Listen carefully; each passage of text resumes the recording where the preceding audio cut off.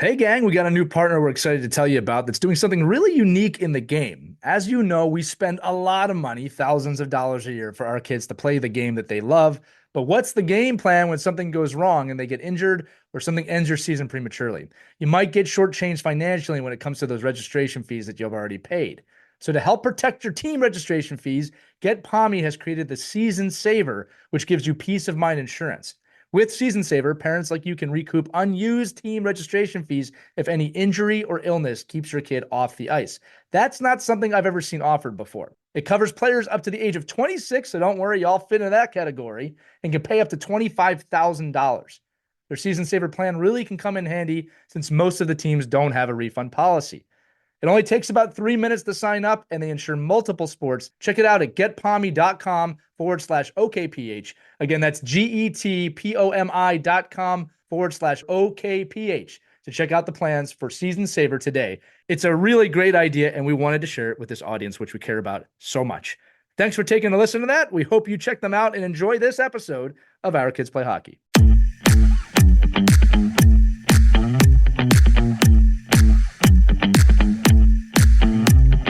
Hello, hockey friends and families around the world, and welcome back to another episode of our best series, Our Girls Play Hockey. I'm Lee Elias, and I'm joined by Mike Benelli and Sherry Hudspeth. It's hockey season, so that also means it's tournament season, and that's going to be the focus of our show today. Our expert for this episode is someone who has worked professionally in the NHL for multiple teams, included but not limited to a community hockey manager with the Tampa Bay Lightning, director of amateur hockey and fan development for the Nashville Predators, and she has just been named the youth program director for the Utah Hockey Club. And yes, we will make sure to ask some questions about that today. She comes from a hockey family and is living a hockey life, maybe her best hockey life. Ladies and gentlemen, please join me in welcoming Kristen Bowness to the show today. Kristen, welcome to Our Girls Play Hockey. I don't know anything about the team names. I'm just going to take that off the table right away. We weren't going to interrogate you on that.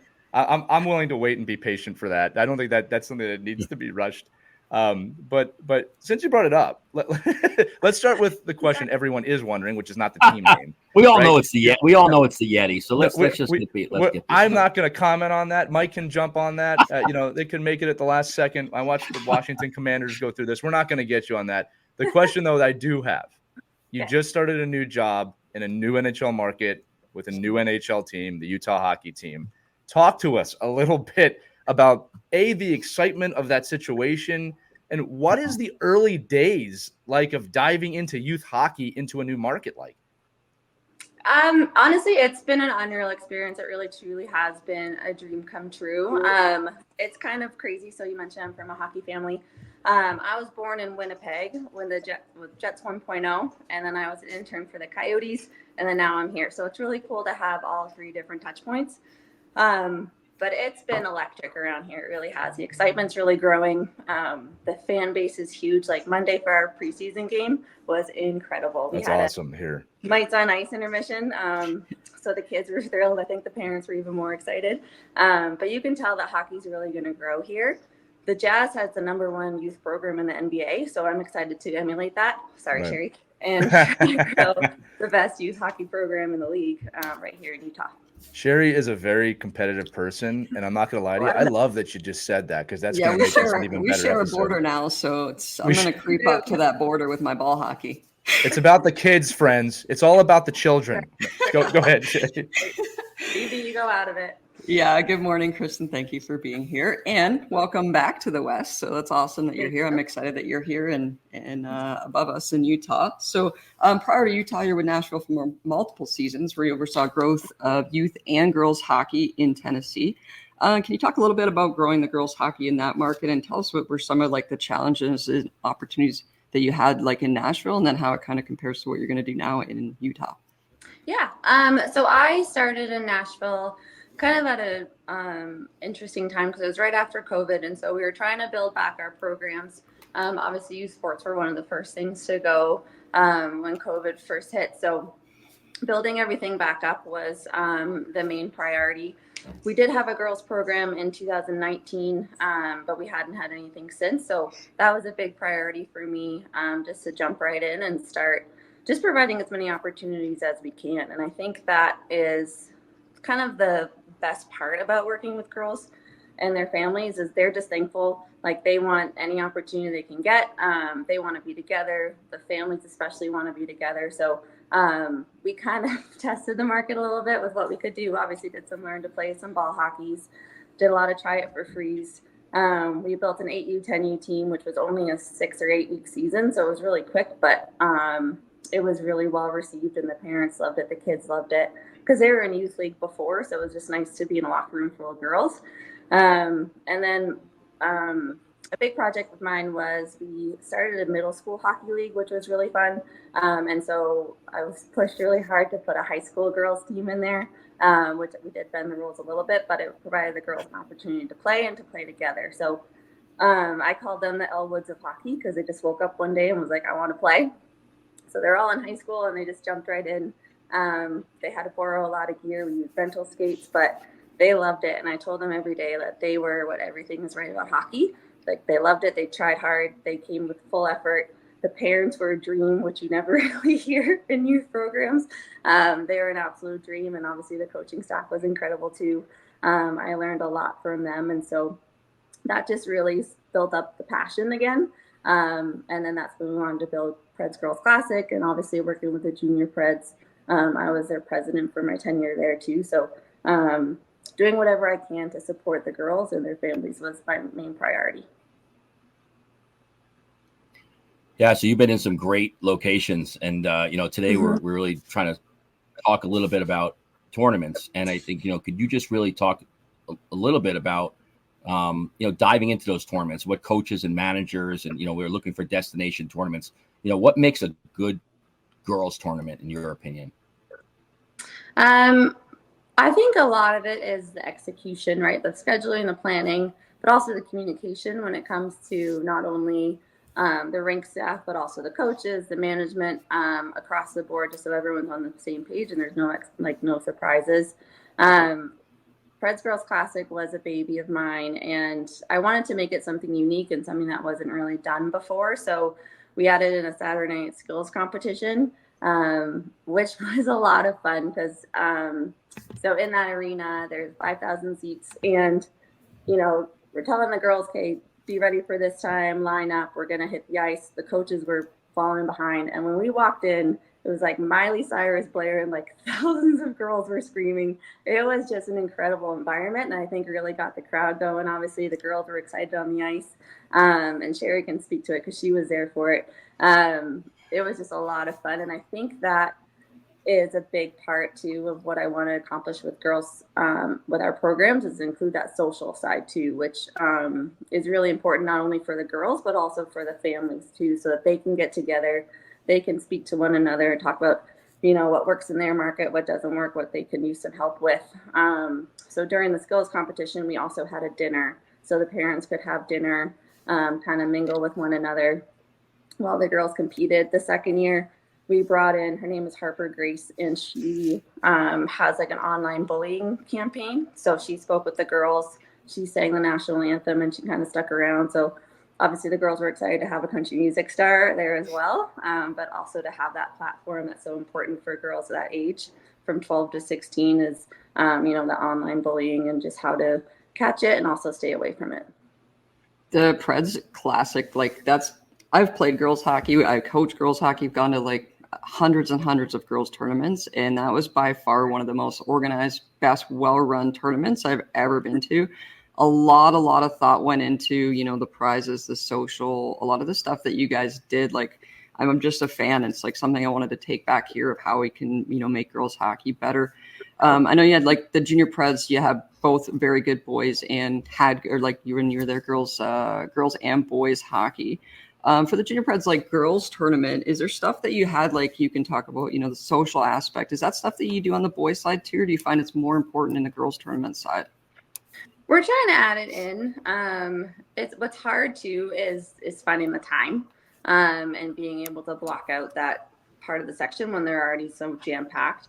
So if we can, we try to. Now we have what's called I forget that.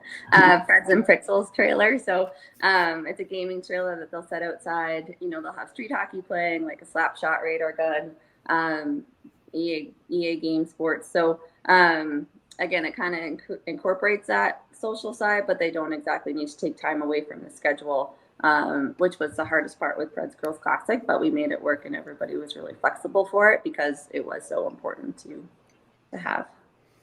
Yeah, one of the common themes, and we're talking about it here within girls hockey that we've heard across the Our Girls Play Hockey episode is that camaraderie side, right? In fact, Kristen, we did on several of the episodes where we discuss when may be the right time to separate from kind of co-ed hockey to girls hockey. That's one of the defining characteristics of that decision is that camaraderie. And I think that tournaments play probably a pretty large role in that when you think about it. And again, I'm coming at this from kind of the male perspective here, right? We've always had tournaments, right? I've only seen tournaments when I was playing growing up. So we're in an interesting time right now for just women's sports in general, right? I mean, it's more popular than it's ever been. It's growing. It's wonderful. How important now are these girls tournaments to growing the women's game long term when, again, and we said this in several episodes, there are professional women's teams now, right? Now it used to be college was the goal, maybe making an Olympic team. Now there's pro teams. So what is the kind of a two-part question? What is the role of tournaments now for girls hockey on a broad sense? And then the other question is how important are they for growing the game for women? I think they're very important. Building that camaraderie and building that community is really the biggest part. I was one of those girls that I was only going to play with girls. Like there are girls that will play co-ed. Like I'm sure you were an excellent hockey player. Like you would have played with boys and with girls no matter what. I was on the other side. So I needed to have that opportunity. And so I always think about that too, is like, if girls want to play hockey, they're going to play hockey no matter what. But there are the ones that, we need to have that girls only specific side for. So that's where I do feel as though the tournaments and the community events really come into play so that you can meet more people, that you can, just discuss again, what like works, what doesn't work, what you would rather see. And that's kind of where I also try to insert myself with a lot of different conversations and so that I can learn, right? So I'd rather be the boots on the ground and fix what needs to, because everything's going to try to be bigger and better every year. So I think, learning from our mistakes or maybe our shortcomings is the best part when running these kind of events. And then I think as much exposure as you can provide as well for, where you can play. So, the big thing for Preds Girls Classic for me was I wanted to provide single A girls that opportunity because there's a lot of tournaments that are always AA or AAA, but not necessarily the single A girls. So that was a big part for me. But then also this year we invited the University of Tennessee. They have a girls club team. So they're going to come and play during the schools competition on the other rink so that girls can see like, okay, maybe I'm not going to be a D1, D3 player, but there's still club. And again, that's what I played. That's what I played in university was just club because, I wanted that social side. I tried the sorority route. It did not work for me. I quit the week before initiation and joined the hockey team instead. So again, I think just having those different levels and different varied levels of commitment is also important to provide more opportunities for the girls. It's really funny you mentioned that college. I remember when I was playing college hockey, we used to have this saying, which was a little harsh, but we used to say, if you can't take it, pledge. Like if you can't take the hockey, go pledge a fraternity because this isn't for you. Kind of the opposite of that. But yeah, let's be honest. Yeah, college hockey is a fraternity, sorority, however you want to look at it, right? I mean, it's a brotherhood, a sisterhood of people coming together towards something common. Maybe with a little less drinking, big maybe. But, that's the point of that. For the kids listening, you'll get there. Don't worry about that right now. We're talking about the juice packs at tournaments right now. But no, I think it's a great answer. And like you're bringing up a great point, too, that we should probably discuss, too, that, women's girls hockey is growing across the board. And I think that we talk a lot about the PWHL and Division I college and the Olympics. But the truth is this, and you bring up a good point, there's a lot of different ways to play hockey here outside that path. Club hockey is a very viable option. And there are more club teams than Division I teams, right? We kind of push past that. And I think another point too is that this is a question actually for you and Sherry, and Mike, you too, right? In the boys game, I'll just say that there's so much hockey, right? There's always a way to play, right? Some play. in the girls' game, I'm wondering if there's a more rigid view of having to make it because there's less women playing, and there's this path that we always talk about. Is that a stigma across the board that if you play girls hockey, if you don't make it to the NCAA, not that you're a failure, but like, do you understand what I'm trying to ask? Because there's Yeah, less people playing, and yeah. it's an honest question. I don't think that. I think more with girls hockey, there is like kind of what Christian said. There's like a very strong segment of girls that just want to play girls hockey. Yeah. And then there's girls that want to be super elite and take that path. And I think, markets that we're in, like kind of new markets, you have to accommodate both people. And sometimes they're on the same team where it's like for our team, for example, we only had enough kids come out for tryouts to make a team. So then you're kind of split with having, kids that want to play girls hockey and kids that are like, really want to go down the elite path, and they're on the same team, and there's a big skill divide. So I don't think everyone's trying to play pro at all. I think some girls just want to play with girls, and some parents only want their girls playing with girls. So that's a big factor too. But then you do have the girls that want to do the Pacific camps and go on and play college, right? So that's what I've seen from my experience. Well, and even like on my side, so I grew up in a hockey family. My brothers played, my dad played. I was not allowed to play. I think because I grew up in Ottawa where there were no girl-specific programs, and until there was, my mom was like, "Nope, you are for your thing." Do you think that is I get kind of a personal question, but do you think that is a driving force of why you're doing what you're doing now? Because it was not an opportunity for you? It was not an opportunity for me. But I didn't understand like why if my brothers could do something, why I couldn't do something. You know what I mean? That makes sense to me, and I think that's probably where my feminist side took off. But also too, I think I do have a better understanding now of where parents are coming because like that education piece. So we didn't know that girls had to wear cages, that there was no fighting, that there was no hitting.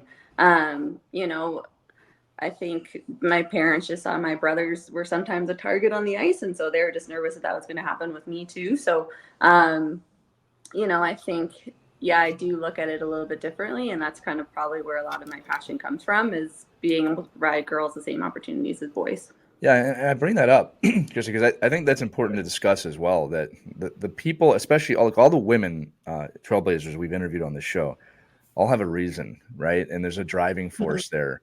For many different reasons, right? And it's inspiring because, again, I think on the boys' side of the game, it's been around for so long. I don't want to say we don't see that passion, but the reasons for doing it are a little bit different. And I think it's really inspiring as a guy, right, to see this. And you want to help, you want to get involved, you want to do your part, even if sometimes your part is not being in the way and not being the person in charge. You know what I mean? So I think that's pretty awesome. And I just wanted to clarify too that. And maybe the way I said that question, I don't think all girls have to go pro or anything like that. I wonder if there's undue pressure on young girls to do that. And Sherry, if you're telling me no, that's great. I got a daughter in the game, right? I think about this kind of stuff, not pro, but just conversations we may have. Yeah, I think there's still challenges. Like for the boys hockey here on the West, there's tons of tournaments. In our arena, there's tons of tournaments. They can play at home. They don't have to travel. But for girls, 10U, 12U, there's not a lot of stuff for them to play. Right. It's like, it's hard. I think just the challenges of getting them the games and having opponents is harder than anything for the travel hockey. That kind of segues into sort of what I wanted to ask Kristen is Kristen obviously is a leader in growing the girls hockey, but we have a lot of listeners that are not in an NHL market that don't have, ambassadors or access to different stuff that we have to help grow the game. If could you speak to some of the successful, growth events and stuff that you found along your way that have helped grow girls hockey in any market that you've been in, like Girls Try Hockey for Free, Girls Weekends, hosting tournaments? What have you found to be successful and helpful? Yeah, I think a lot of it does come from the Try It for Frees, especially when, like, I love it when there's girl hockey players are kind of like the mentors to new girls, and so they can kind of help and coach. And I think that also creates more of a comfort level with the newer girls too. And so when there's a Try It for Free, like bring your friend, there's pizza party afterwards. Maybe they're watching a movie.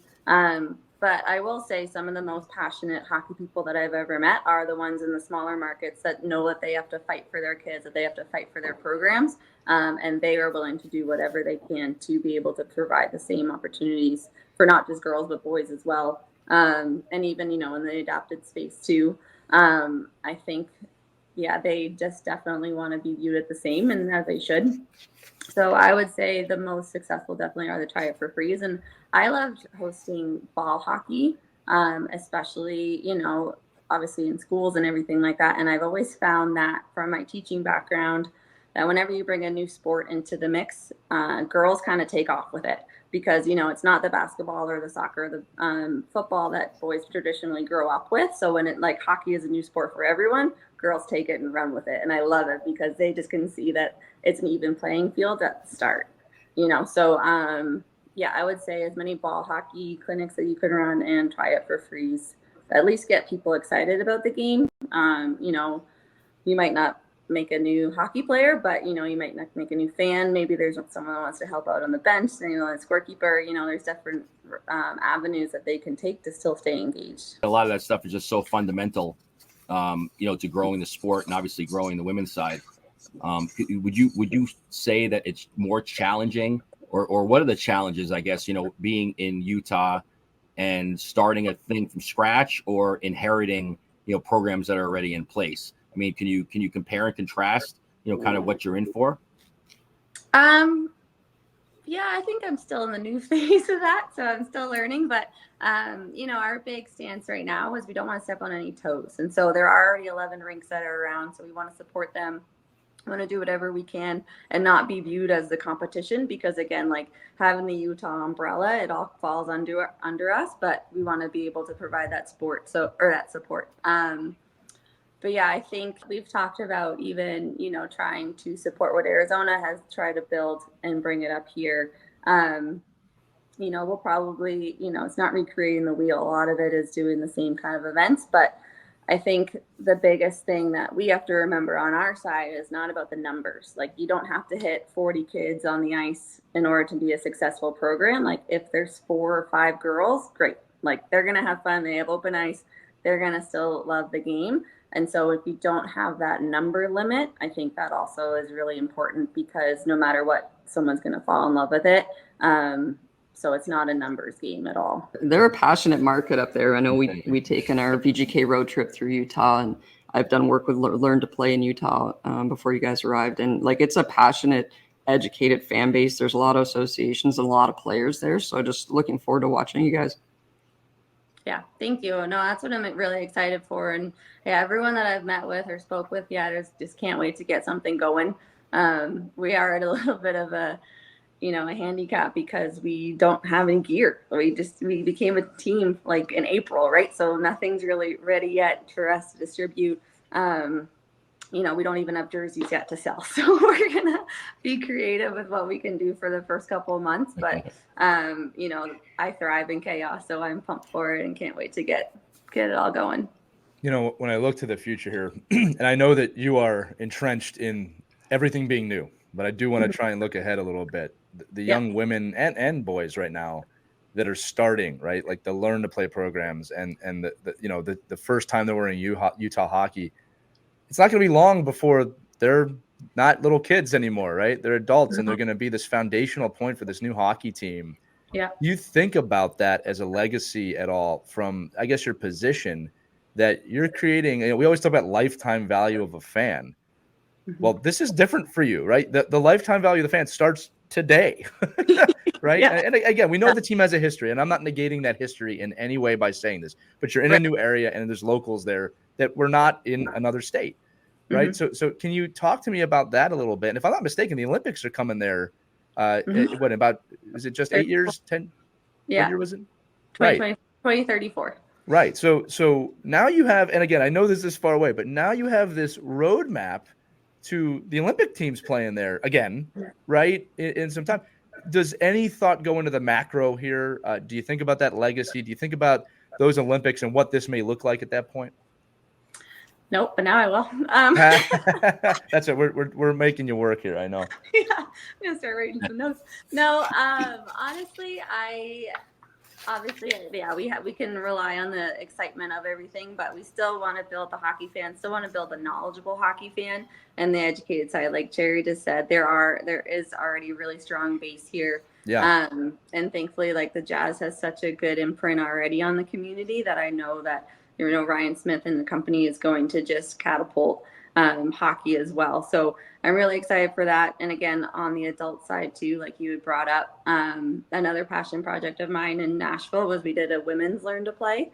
And it was so fun. Yeah. Because it was just like, again, everyone on the same playing field, everyone was supportive of one another. They were all cheering each other on. We had so much success with the learn to play. We were able to build a four-team league right from the learn to play as well. And so I think as much as we talk about girls and the youth, like I want to be able to provide the same opportunities for adults too, and that's men and women, being able to, like put on some skates and go try. And, we have the support on our side and the coaching too. So I'm excited to just grow all aspects of the game. And thankfully, even before I started, Nate and the team has, already gotten everything off to a great start, and then just working closer with the different communities and the different organizations. You guys have Rivalry series coming up there too. Yeah. Exactly. We'll be up for that with our girls teams coming up. Oh, good. Well, Sherry, since you spoke, I'm going to bring this up. For those of you listening to this episode, you're not seeing what I'm seeing, but what I'm seeing on the screen right now is someone wearing a Vegas Golden Knights jacket, and then someone wearing a Utah Hockey Club jacket. Mm-hmm. Are we seeing the birth of a new rivalry here? Because this one kind of makes sense to me. I mean, look, I'll say we play tonight too. Like dogs were recording this, tonight. We play tonight. So all right. I mean, I don't know if it's a rivalry. I think it's got to become one at some point, right? I mean, look, I'll say this real quick: Seattle, Vegas, and Utah have done tremendous jobs with the branding, and even though there's not an official team name yet, the colors are fantastic. I love Utah on the jerseys, and everybody complains about it. It's great. You're representing a state. It's exactly what that represents. And of these kind of three new clubs, I could see you two going at it. And I think that kind of needs to happen on the ice professionally, and maybe even some tournaments in the future for the kids. Oh, if it's on the ice, my money's on Cherry. Well, they do have something that everybody wants from a couple seasons ago now. So just moving on this too, you brought up a good point. We don't talk enough on this show about women playing hockey for the first time. It's obviously our girls play hockey, but one of the things I do try and encourage of even the moms of the young kids is, hey, look, I'd love for you to get on the ice. Well, I've never skated before. That's okay. Can we talk for a minute about, I know that's easier said than done. Okay. But can we talk for a minute just about the maybe encouragement of, if you have the means to get on the ice, even if it's just once, just to get a feel for it. We encourage all parents to do this. If they're youth hockey parents, just so you can get an idea, especially the parent who's by the glass, Mike, this will make you laugh, screaming and yelling at their kid to skate harder. And that person's never skated in their life. Right. And it's like, your kid's 7 and is learning. Can you kind of, right? Can we talk about that? It should almost be like a mandatory thing, like on first day orientation for parents. They have to get on the ice and see how hard this is when you're yelling skate. And it's like, well, you skate. You can't. It's so funny. I remember after our first practice, one of the moms was like, I'm never going to yell at my kid for taking his time in the locker room ever again. Right. Now you understand. Now you see.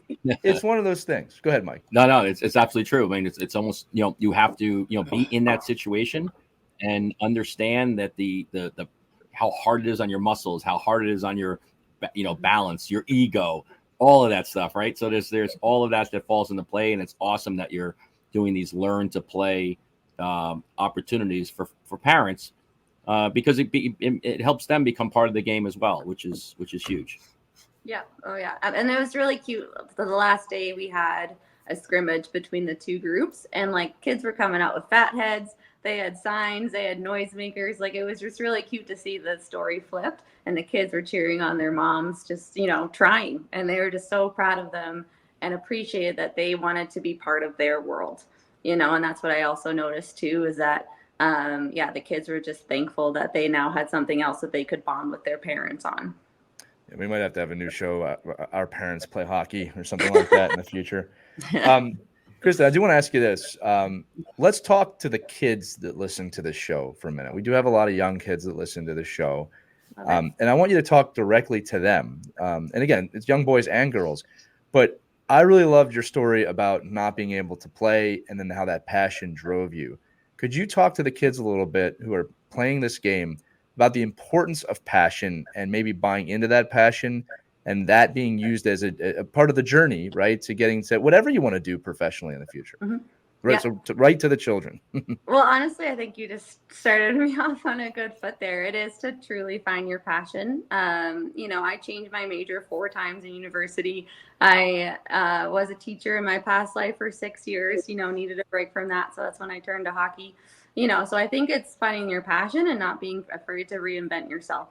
Here I am, 38 years old, starting brand new in a new city with a new team, with not knowing anybody, but, just really excited for this opportunity. And Sherry can attest to this too. Like when we met the guys from Utah at our meetings in May, like I was jealous. Like I was so jealous that someone else had this role that I was like, oh, what a great opportunity that would be to start something from scratch. So yeah, it is find your passion. And that is something that my dad really drilled home with me is, he always said the day that he doesn't look forward to going to the rink is the day that he'll retire. And, he's the longest tenured coach in the NHL. So, you do have to find what you're passionate about because otherwise you will be burnt out. And that's what I try to tell a lot of people too when they say, oh, I just want to work in sports. I don't care what I do. I just want to work in sports. And I'm like, you won't last a week because it's a grind. It's a rough schedule.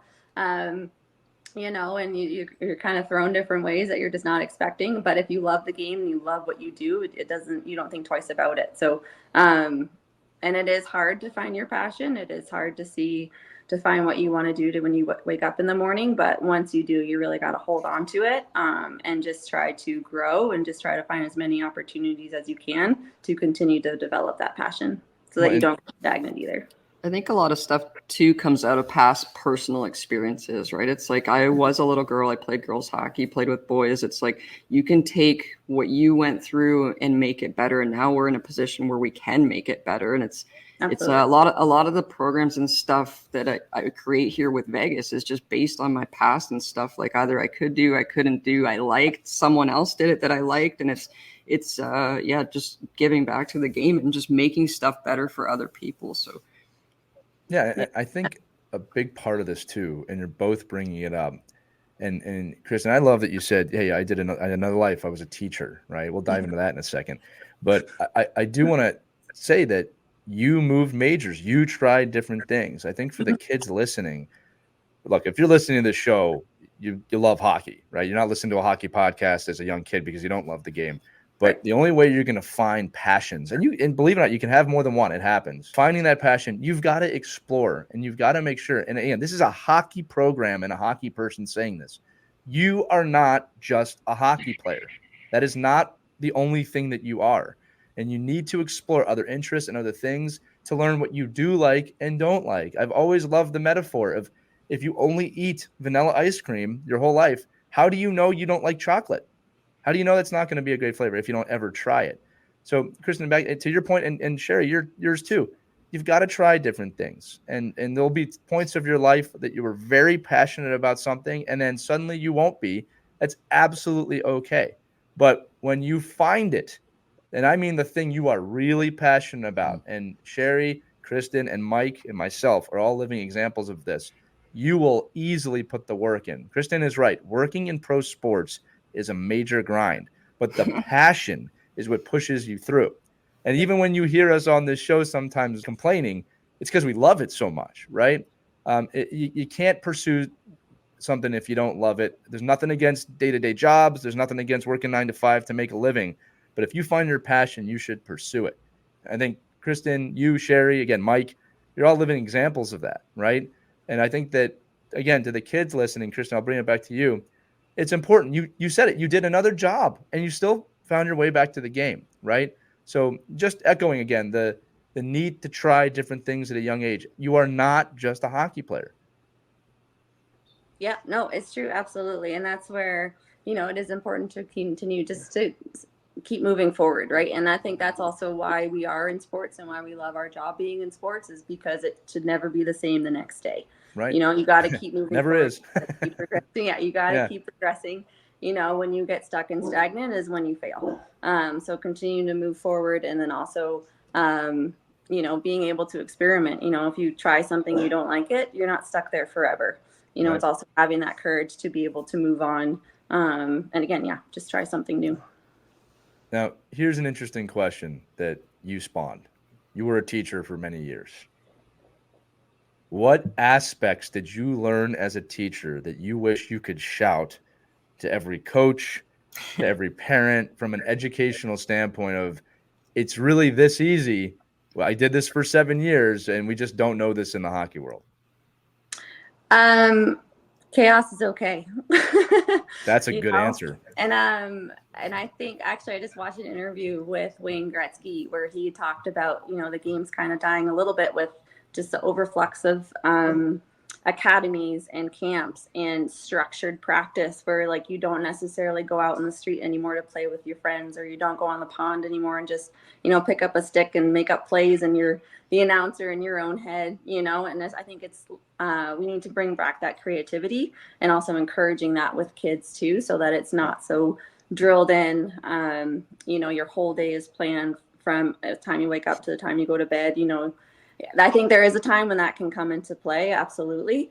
But when you're a kid, you got to enjoy being a kid, and you got to, play multiple sports. Maybe don't even play a sport for a little bit, take up piano or chess or whatever it is to also get that creative mind going, is so important. And so just, I feel like skipped over right now, and we need to bring it back.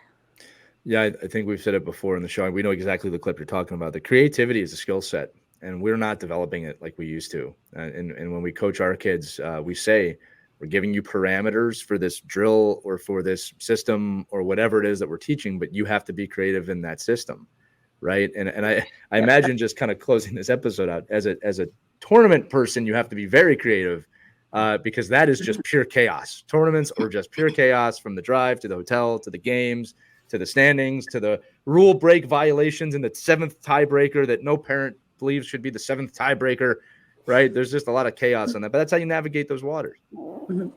Yeah, no, absolutely. And when you're able to find that place to be creative, that's it. I think also too, where you have the most fun. Like you brought up tournaments, like, Preds Girls Classic, our trophies were records, so we try to really buy into the Nashville theme. Like the prizes for the skills competition were mini guitars that were ukuleles on Amazon that I decorate with my Cricut. Like, You're giving Sherry ideas for Vegas right now. No, I have the record in my office. I just want it on record that we won that tournament, and we have a record. Yeah, there's no rivalry here at all. There's nothing brewing here whatsoever. No, only support. Before I close this out, Mike, Sherry, you have any other questions? No, this is great. Thank you for being here, Kristen. Yeah, no, thank you. And thank you for bringing my dog on too. Listen, I said it's a pet friendly show for any future guests. If you have dogs, cats, or literally anything else, I love birds, but birds can be a problem. So please don't bring them on the show. But that's going to do it for this edition of Our Girls Play Hockey with Kristen Bowness. We talked about a lot of stuff today. Talked about tournaments, the importance of that, developing programs, both in established and new NHL cities. We also talked and had a great conversation here about the chaos that is hockey. And we always like to remind our audience, you're not crazy. The hockey world is crazy. And that's why we love having you as part of this audience. For Mike Benelli, Sherry Smith, and Kristen Bowness, I'm Lee Elias. We'll see you on the next edition of Our Girls Play Hockey. Remember, skate hard, have fun. We'll see you next time, everybody. We hope you enjoyed this edition of Our Kids Play Hockey. Make sure to like and subscribe right now if you found value wherever you're listening, whether it's a podcast network, a social media network, or our website, ourkidsplayhockey.com. Also, make sure to check out our children's book, When Hockey Stops, at whenhockeystops.com. It's a book that helps children deal with adversity in the game and in life. We're very proud of it. But thanks so much for listening to this edition of Our Kids Play Hockey, and we'll see you on the next episode.